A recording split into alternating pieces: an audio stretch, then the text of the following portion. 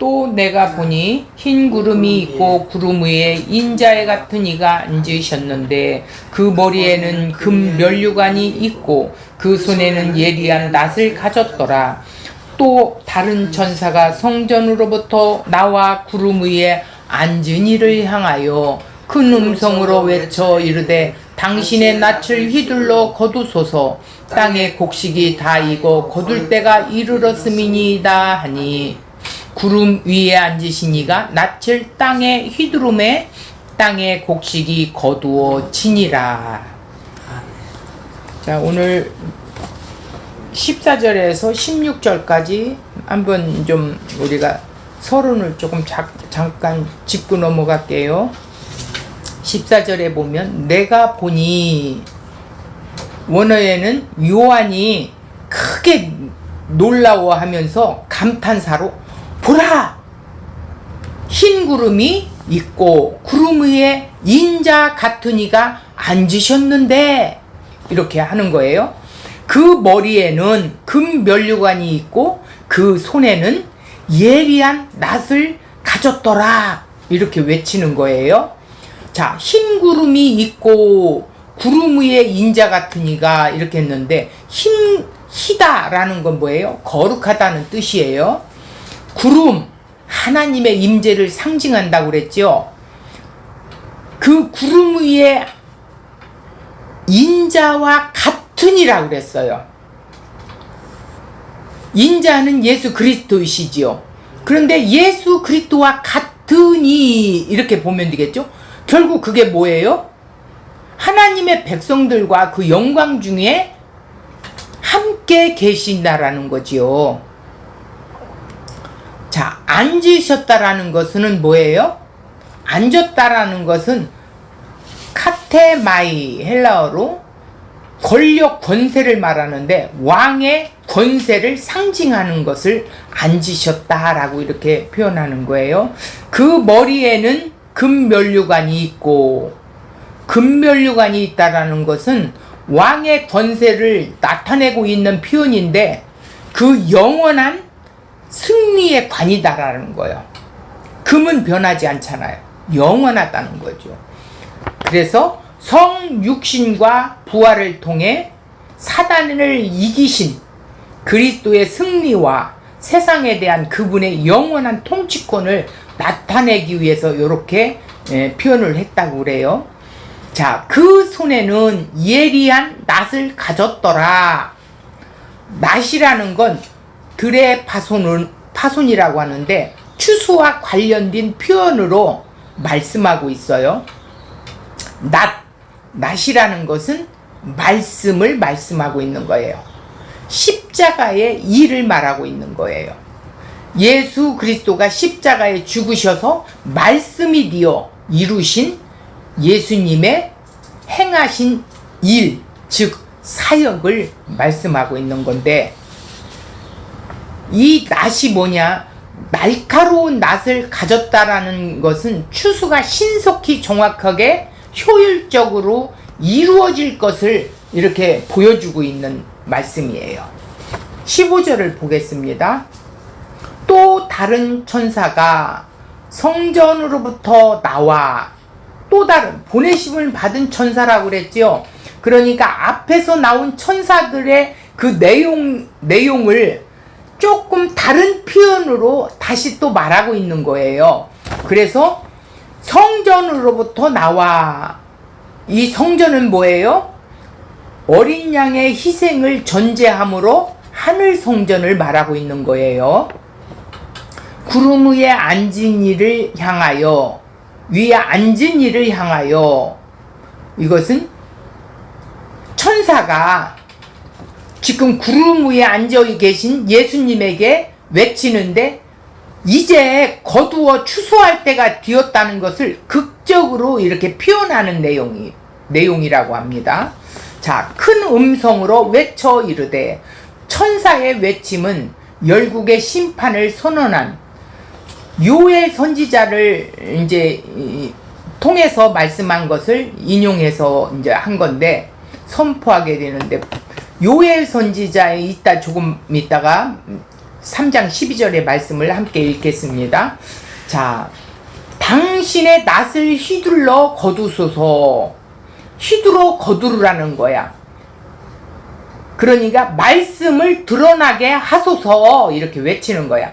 낫이라는 건 말씀이라고 했기 때문에 말씀을 휘두러 드러내십시오 이 소리야. 추수할 때가 되었으니 이렇게 말하는 거예요. 원수들에 대한 것은 심판을 통하고 자기 백성들은 구원을 말씀하는 것이죠. 땅의 곡식이 다 익어. 땅은 뭐예요? 세상을 말한다고 그랬어요? 사람의 마음밭을 또 말한다고 했어요. 자, 곡식은 뭐예요? 곡식이 다 익었다라는 건 구원받은 백성의 열매들이 드러난다라는 거예요. 거둘 때가 이르렀음이니이다 이렇게 지금 천사가 말했지요.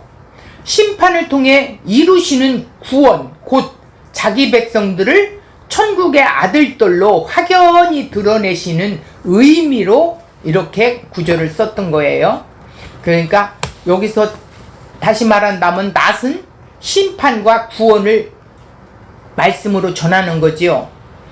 이 말씀으로 예수 그리스도와 한몸 딘 자, 그런 자가 교회이고 교회가 복음을 외치는 것이에요. 구원받은 백성들이 성령 안에서 추수꾼이 되는 거지요. 외치니까. 이 삶에서 이것이 나오는 거예요. 자, 16절 보겠습니다. 구름 위에 앉으시니가, 구름 위에 앉으시니가 하나님 곧 예수님이시지요. 낯을 향해 휘두름에 말씀을 지금 던져줬어요. 하나님의 말씀에 의해서 하늘에 속한 자인지 땅에 속한 자인지 이 두 부류를 골라내는 일을 하는 거예요. 땅의 곡식이 거두어지니라 했어요. 그건 뭐예요? 말씀이 던져졌다라는 거예요. 세상에 있는 자기 백성들이 마음밭에 이 말씀이 심겨져서 생명의 씨앗이 심겨져서 살아나게 되고, 듣지 못하는 자는 심판에 이르게 되는 거지요.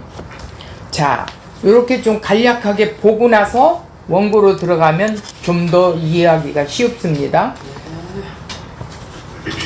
자, 마태복음 13장에는 비유장으로 첫 번째 씨 뿌리는 자의 비유에 뿌리는 자를 인자, 예수님이라고 이렇게 말했어요. 예수님 자신이 씨를 뿌리러 왔다는 것을 보여주고 있는데, 그 씨가 뿌려져서 좋은 씨가 된 존재를 천국의 아들들이라고 이렇게 표현을 했지요. 이 비유에서 우리의 마음밭은 어떻게 잘 갈고 준비해야 하는가 이야기가 아니에요. 천국을 설명하고 있는 것이죠.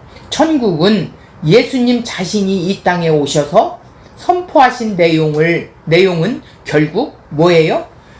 십자가, 그 죽음으로 드러내신 천국을 계속 말씀하고 있는 것이죠. 두 번째는 알곡과 가라지 비유가 이제 알려진 비유가 있는데, 밀과 보리 비유예요. 자, 그 내용 즉 좋은 씨를 제밭에 뿌렸는데 원수가 가라지를 덧뿌리고 갔지만 뽑지 않고 두었다가 추수 때 가라지를 불사르고 곡식은 곡간에 넣는다는 내용이 마태복음 13장 24절에서 30절이 나와요. 이 모든 비유는 천국에 대한 비유라고 했지요. 이 비유에 대해 예수님은 좋은 씨를 뿌리는 이는 인자라고 했어요. 밭은 세상이라고 했고요. 좋은 씨는 천국의 아들들이에요. 가라지는 악한 자의 아들들. 가라지를 뿌린 그 원수는 마귀. 추수 때는 세상 끝. 추수꾼은 천사들이라고 하시면서 세상 끝에 가라지는 불에 사르듯 불법을 행하는 자들을 풀무불에 던져 넣으시나 의인들은 어떻게 돼요? 아버지의 나라에서 해와 같이 빛날 것이라고 하셨지요. 마태복음 13장 37절에서 43절에 말했어요. 곡식, 시토스, 밀이라고 그랬어요. 가라지는 지자니온, 논의 피가 아니라 독보리를 뜻하는 거예요. 이스라엘의 밀 재배는 독보리가 생긴다라고 이렇게 말하고 있어요. 논에 잡초나 피가 생기듯이 독보리는 처음에는 밀과 비슷해 갖고 구분이 안 된대요. 그래서 자라면, 이 독보리 자라면 뽑아야 되는데 이 독보리가 밀뿌리와 엉켜가지고 막 이렇게 엉켜서 독보리만을 이렇게 쏙 집어 뽑아낼 수가 없다라는 거예요. 그렇게 하면 진짜 보리까지도 함께 뽑힌다는 거예요. 그런 것처럼 추수하기까지 이 밀과 독보리를 그대로 공존하게 둔다라는 거예요. 그때까지는 그냥 두는데 종들은 이 일로 인해서 더 이상 근심하지 않지요. 주인이 내버려 두라 하니까. 그래서 밀과 독보리의 혼재성은 주인의 명령에 마태복음 13장 29절에 그대로 두라. 가라지를 뽑다가 곡식까지 뽑을까 염려한다라고 이렇게 말했어요. 자, 결국은 다른 운명이 되는 거지요. 그러므로 인자이신 예수님의 이 땅에서 사역은 뭐예요? 추수 때까지 좋은 씨를 뿌리는 거지요. 즉 천국의 아들들을 불러 모으는 일을 행하시는 분은 예수 그리스도이시고, 그 방식은 십자가예요. 십자가의 대속의 죽음 안에 자기 백성들을 부르신다는 거지요. 그러기에 성도는 예수 그리스도의 십자가의 부르심을 받은 존재가 된다라는 거예요. 그래서 성경이 말씀하는 두 부류가 생기는 것이죠. 십자가의 걸림돌이 되어 넘어지는 자와 십자가의 죽음을 자기 죽음으로 믿어지고 받아들여지는 자가 있어요. 십자가에 자빠지는 자들이 있는가 하면 예수님의 그 죽음에 자기 죽음으로 받아들이는 성도들이 생기게 되지요. 가라지가 된다라는 것입니다. 이게 비유로 말씀하신 이유인데, 다시 말해서 사람들한테 더 쉽게 알아듣도록 복음을 설명해서 설득하기 위한 것이 아니라는 말이에요. 말씀을 던졌는데 그 말씀이 받아들여진 자와 거부하는 자, 이 두 부류를 구분해내는 거지요. 천국의 아들들, 악한 자의 아들들, 혼재되어 있는 상태가 이 땅에 임한 천국이라는 거예요. 누가 밀이며 누가 독보리인가를 구별을 해내야 한다는 것이 아니에요. 그냥 두면 하나님께서 알아서 하시는 것이지요. 자, 그것은 예수 그리스도께서 하시는 추수에서 밝히 드러나게 돼 있어요. 이런 점에서 오늘 본문은 단순히 미래의 추수가 있다는 뜻을 말씀하는 것이 아닙니다. 오늘날 추수가 계속하여 마지막 추수를 이어지는 것이 세상 끝, 곧 종말의 상태라는 의미로 말씀하고 있는 것이죠.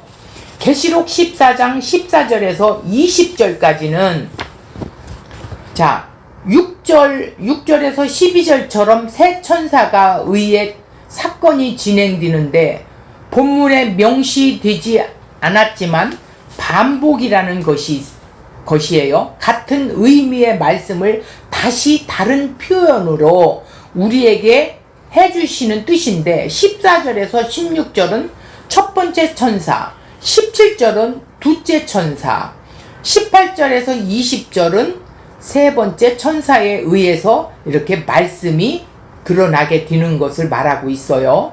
낯을 휘둘러 추수하는 내용이 일어나고 있습니다. 예수님이 이렇게 추수를 하실까요? 나중에 최종적인 심판 때 거대한 낯을 휘둘러 추수를 하느냐? 분명히 상징적인 언어입니다. 주 안에 죽은 자들은 예수 그리스도와 하나 되어서 함께 죽은 자는 예수가 머리가 되고 지체인 교회로 죽은 자들이 되었다는 뜻이에요. 그래서 너는 죽었어 이게 아니라 죽은 자들이 되었다는 거예요.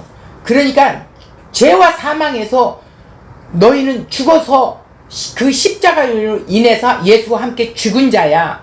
그리고 이제는 살아난 것은 예수로 살아났기 때문에 내가 주인이 아니지요.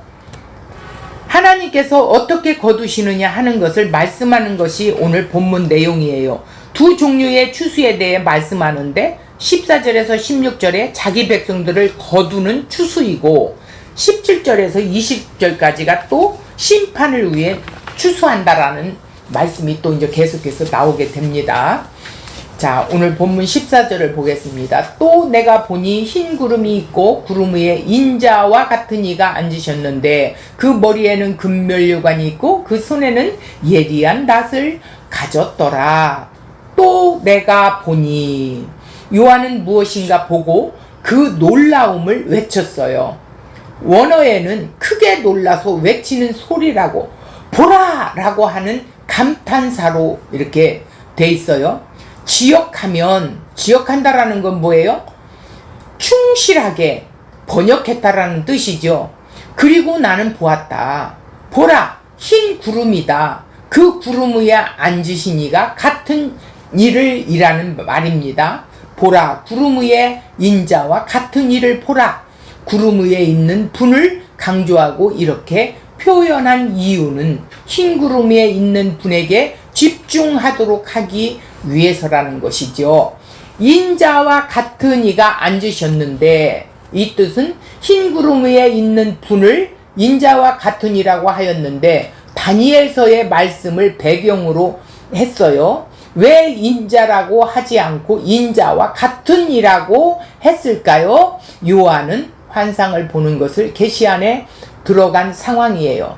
다니엘서 7장 13절 내가 또 밤 환상 중에 보니 인자 같은 이가 하늘 구름을 타고 와서 옛적부터 항상 계신 이에게 나아가 그 앞으로 인도됨에 14절 그에게 권세와 영광과 나라를 주고 모든 백성과 나라들과 다른 언어를 말하는 모든 자들이 그를 섬기게 하였으니 그의 권세는 소멸되지 아니하는 영원한 권세요 그의 나라는 멸망하지 아니할 것이니라. 이렇게 써요. 인자 같은 이가 하늘의 구름을 타고 오셔서 소멸되지 않고 영원한 권세를 멸망하지 않는 나라를 다스릴 것을 다니엘서가 예언한 내용이에요. 다니엘서의 내용은 그렇게 멸망하지 않는 나라를 인자 같은 이가 다스린다는 것이지요. 구체적으로 말하면 예수님이 이 땅에 오셔서 십자가 죽음으로 주님의 언약이 완성되어서 하나님 나라를 다스리고 있는 모습을 표현한 말씀이라는 것입니다. 다시 말해서 메시아가 오실 것이라는 그런 의미만이 있는 것이 아니에요. 그분이 오셔서 하나님의 언약을 완성해서 완전한 나라를 세우고 다스릴 거라는 의미가 담겨 있는 말씀이라는 것입니다. 그렇게 보았을 때 인자 같은 이라는 표현은 단순히 예수님만을 이야기하는 것이 아니라 이미 십자가로 완성되어져서 그의 몸된 교회, 하나님 나라의 백성들과 함께 있는 상태를 표현하는 말이 인자 같은 이라는 말이라는 거예요. 그러니까 내가 예수님 안에 예수님이 내 안에 있으면 한 몸이잖아. 그래서 이 복수를 쓴 거예요. 예수 그리스도만을 지칭하는 것이 아니라 자기 백성들과 하나 된 상태로 있는 것을 구름 위에 있고 구름 위에 인자와 같은 이로 표현한 것입니다. 인자라고 하는 말씀 속에 십자가의 고난과 죽음을 당하신 예수 그리스도를 설명하는 것이 인자인데 인자가 같은 종류의 한몸된 것이지요. 인자 같으니 단순히 예수 그리스도만을 말하는 것이 아니라고 했어요. 예수 그리스도를 머리로 한 그의 몸된 교회로 한 몸된 상태의 예수 그리스도를 표현한 것입니다. 요한은 묵시 속의 인자 같은 종류의 한 몸된 교회를 본 것이지요. 그래서 13절에 주 안에서 죽은 자들이라고 말하고 있어요. 자, 구름이라는 건 한마디로 하나님의 임재를 나타내는 상징이라고 그랬어요. 이스라엘 광야에서 인도하실 때 구름을 나타내셨고, 시내산에서 하나님께서 모세를 부르실 때도 구름 가운데 부르셨어요. 출애굽 34장 5절에 이때까지는 모세가 구름 안으로 들어가지 않은 상태로 구름 안에서 하나님의 말씀을 하셨고, 신약에서도 베드로가 변화산에서 초막셋을 짓겠다고 하셨을 때 마태복음 17장 5절 호련히 빛난 구름이 그들을 덮으며 구름 속에서 소리가 나서 이르시되 이는 내 사랑하는 아들이요 내 기뻐하는 자니 너희는 그의 말을 들으라, 이렇게 했어요. 자, 하나님의 말씀이 구름 속에서 주어졌지요. 흰 구름과 구름 위에라는 건 희다라는 것과 구름으로 자기 백성들과 함께 영광 중에 계신 예수 그리스도를 나타내고 있습니다.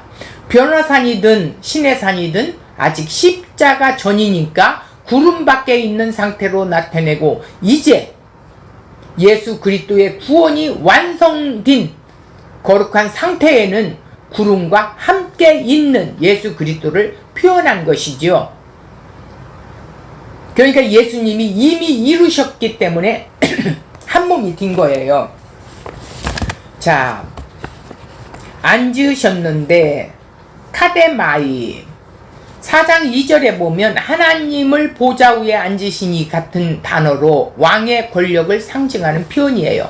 그 머리에는 금면류관이 있고 성육신과 부활을 통해 사단을 이기신 그리스도의 승리와 세상에 대한 그분의 영원한 통치를 나타내고 있는 것이 그 머리에는 금면류관이 있고, 이런 거예요. 왕의 권세로 다스림을 강조하는 것이죠. 예수께서 왕적인 권세로 자기 백성들과 대동하여 하나된 상태로 지금 어떻게 심판할 것인가, 그 왕의 권사를 나타내고 있는 표현을 한 것입니다. 왕관이라는 건 디아데마 12장 3절에서 스테파노스 월계관을 의미하는 것인데 승리의 상징이지요. 그 손에 예리한 낫을 가졌더라. 날카로운 낫을 가지셨다는 것은 추수가 신속하고 정확하게 효율적으로 이루어질 것을 보여주고 있다라는 거예요. 농부가 낫이 무디면 추수가 잘 될까요? 안 되지요. 결국 금면류관 흰 구름과 함께 왕적 통치와 권세를 상징적으로 나타냈고, 흰 구름이 있고 구름 위에 인자 같은 이라고 하여 예수 그리스도께서 자기 백성들과 함께 왕권으로 왕의 권세로 천국의 아들들을 추수하는 의미를 이렇게 담고 있습니다. 자, 15절 보겠습니다. 또 다른 천사가 성전으로부터 나와 구름 위에 앉은 이를 향하여 큰 음성으로 외쳐 이르되 당신의 낫을 휘둘러 거두소서. 땅의 곡식이 다 익어 거둘 때가 이르렀음이니이다 하니, 또 다른 천사가 성전으로부터 나와라는 것은 천사가 예수 그리스도께 낫을 휘둘러 거두라고 선포하게 된 것은 단순히 땅의 모든 악인을 제거해 달라는 요구가 아니에요. 성전이라는 것은 어린 양의 희생이 전제되어 있는 하늘 성전을 말하고 있어요. 천사가 성전으로부터 나와 이렇게 선포한다는 것은 예수 그리스도의 심판은 십자가에 근거하고 있음을 나타내고 있어요. 십자가는 대적자에 대해서는 심판이 강행되지만 자기 백성, 즉 예수 그리스도의 한몸된 교회이고 성도는 천국의 아들들이 됨으로 분명히 드러내신다는 것이지요. 구름 위에 앉은 이를 향하여 어찌 보면 우리는 이 말을 건방지게 어떻게 천사가 예수님을 향해 명령할 수 있는가 하고 생각할지 모릅니다. 그러나 이 말씀은 그런 의미가 전혀 아니에요. 오히려 천사가 선포하는 것은 선포하는 것을 통해 이제 거두어 추수할 때가 이르렀다는 것을 극적으로 보여주고 있는 거예요. 즉 추수할 때가 되었습니다 라는, 누가 보아도 그런 상태가 되었다는 강력한 선포예요. 예수 그리스도께서 행하실 그 심판을 그대로 행하시라는 뜻이지요. 그러므로 천사가 선포함으로 추수하시는 예수 그리스도의 왕적 권세를 강조하고 있습니다. 큰 음성으로 이르되, 외쳐 이르되. 천사의 외침은 열국의 심판을 선언한 요엘 선지자의 선포를 보게 하게 되지요. 요엘서 3장 12절. 민족들은 일어나서 여호사밧 골짜기로 올라올지어다. 내가 거기에 앉아서 사면의 민족들을 다 심판하리로다. 13절. 너희는 낯을 쓰라. 곡식이 익었도다. 와서 밟을지어다. 포도주 틀이 가득히 찼고 포도주 독이 넘치니 그들의 악이 크미로다. 언뜻 보면 심판으로만 들리게 되지요. 그런데 요엘 선지자는 남쪽 유다의 8번째 왕 요아스 주전 835년 796년 때 활동하였던 선지자인데 하나님께서 심판하실 것을 선포했어요. 이때 요엘 선지자의 외침은 자신들의 원수에 대한 심판이 아니었어요. 하나님께서 언약의 말씀대로 시행하실 것을 선포하는 말씀이었다는 거예요. 이런 점에서 요엘 선지자의 선포는 단순히 심판에 대한 말씀만이 아니었다는 것입니다. 2장의 말씀을 통해 알 수 있습니다. 요엘 2장 28절. 그 후에 내가 내 영을 만민에게 부어주리니 너희 자녀들이 장래일을 말할 것이며 너희 늙은이는 꿈을 꾸며 젊은이는 이상을 볼 것이며 29절. 그때에 내가 또 내 영을 남종과 여종에게 부어줄 것이며 30절. 내가 이적을 하늘과 땅에 베풀리니 곧 피와 불과 연기 기둥이라. 31절. 여호와의 크고 두려운 날이 이르기 전에 해가 어두워지고 달이 핏빛같이 변하리니와. 32절. 누구든지 여호와의 이름을 부르는 자는 구원을 얻으리니 이는 다 여호와의 말대로 시온산과 예루살렘에서 피할 자가 있을 것이며 남은 자 중에 나 여호와의 부름을 받은 자가 있을 것임이니라. 이렇게 말했어요. 요엘서의 말씀이 성취되었다고 누가 설교했어요? 사도행전 2장 베드로 사도가 이 말씀을 성취되었다고 성령 강림으로 성령을 받고 보니까 베드로 요한 선지자의 이 예언이 성취되었다고 이렇게 베드로 선지자가 설교를 한 것이죠. 다시 말해서 예수 그리스도의 십자가로 말미암아 주어진 하나님의 영이 바로 우리에게 오심으로 크고 두려운 날 성취되었다는 것이죠. 그래서 여기 요엘 선지자가 여호와의 이름을 부르는 자가 구원을 얻으리라 했는데 베드로의 행전에서는 뭐예요? 주의 이름을 부르는 자는 구원을 얻으리로다 이렇게 표현하고 있는 것이죠. 그러니까 구약의 여호와를 예수 그리스도로 완성되어 그대로 대치된 표현이 베드로 사도가 표현한 거예요. 그렇다면 요엘 선지자의 이 예언을 단순히 여호와의 크고 두려운 날이라는 종말은 심판의 때만을 말하는 것이 아니라 심판과 구원을 동시에 표현한 말씀입니다. 이렇게 보면 됩니다. 하나님의 영이 주어진 자에게 구원이 이루어진다는 의미를 담고 있습니다. 다시 말해서 메시아의 오심으로 말미암아 주어질 하나님의 영에 의해 여호와의 이름을 불러 구원에 이르게 하신다는 뜻이죠. 그것을 요엘 선지자에게 낫을 쓰라라고 하신 것이에요. 낫을 쓴다는 것은 무기를 가지고 전쟁하라는 말이 아니에요. 선지자로 하나님의 말씀을 선포하라라는 의미예요. 당신의 낯을 휘둘러 거두소서, 말씀을 던지소서 이런 말이에요. 땅의 곡식이 다 익어 거둘 때가 이르렀습니다. 당신의 백성들이 나타나고 있습니다. 이러는 거예요. 원수들에 대한 심판을 통해 자기 백성들의 구원을 말씀하고 있는 것이지요. 지역하면서 당신의 낫을 보내십시오. 그리고 추수하십시오. 왜냐하면 추수 때가 왔기 때문이에요. 이렇게 구체적으로 지역하여서 표현한 말이에요.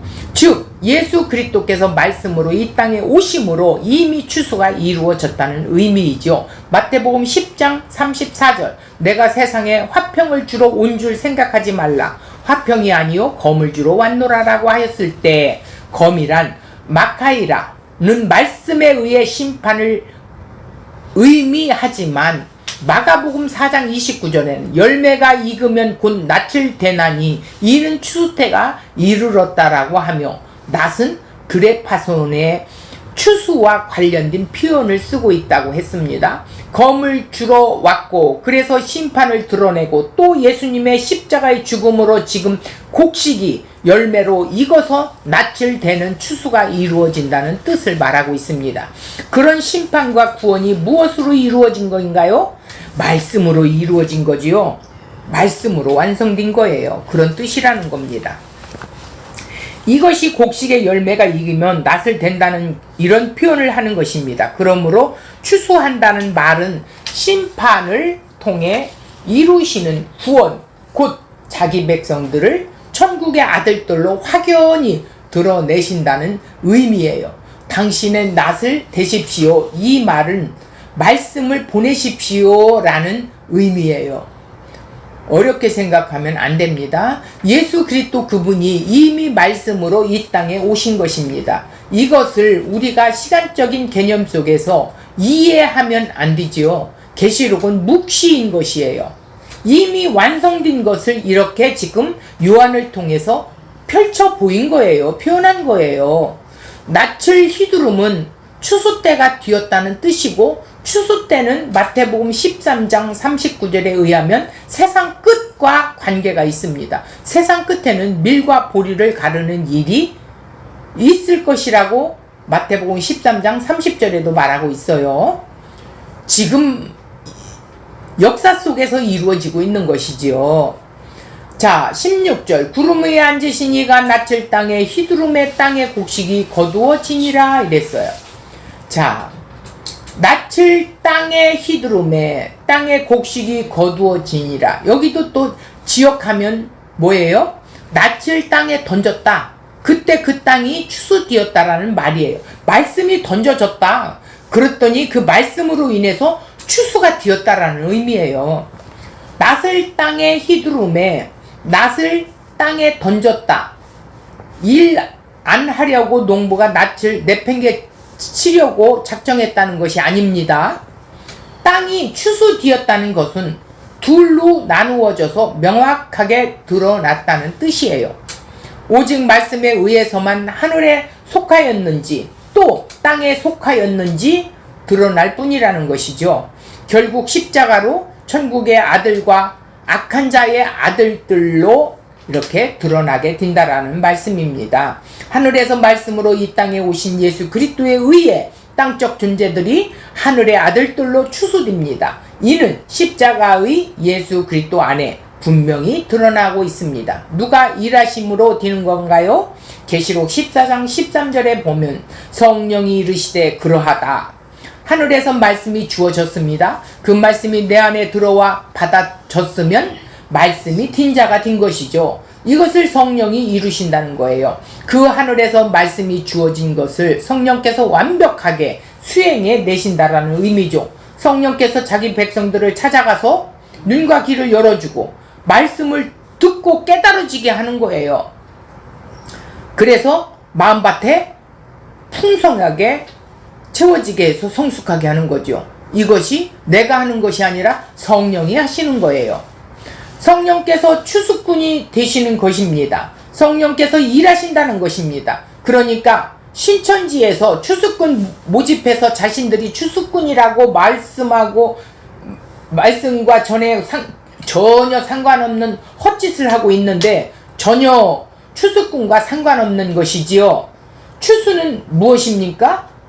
이제 다 예수님의 십자가로 날마다 그 십자가 안에 그리스도와 함께 죽으면 추수가 이루어지는 것이라는 말입니다. 우리는 사람들을 내 선악의 관점에서 나한테 필요한 사람, 필요하지 않는 사람, 그렇게 두 종류로 구분하는데, 그런데 성경은 어떻게 해요? 어떻게 구분합니까? 천국의 아들들과 악한 자의 아들들로 구분할 뿐입니다. 오늘 말씀에 이루어지는 추수는 말씀이 주어져 구원이 이루어진 완성을 추수로 표현한 것입니다. 예수 그리스도와 한몸 된 교회요 성도는 자기 노력이 전혀 없이 하늘 추수에 참여된 은혜를 입은 자이지요. 이것을 바로 구름 위에 인자 같은 이로 표현하고 있다는 말씀입니다. 그리스도와 함께 지금 여전히 자기 백성들, 천국의 아들들을 매일매일 추수하고 계시고 있는 거지요. 우리는 날마다 자기를 주인하고 십자가의 죽음으로 그 추수에 늘 참여되고 있는 거예요.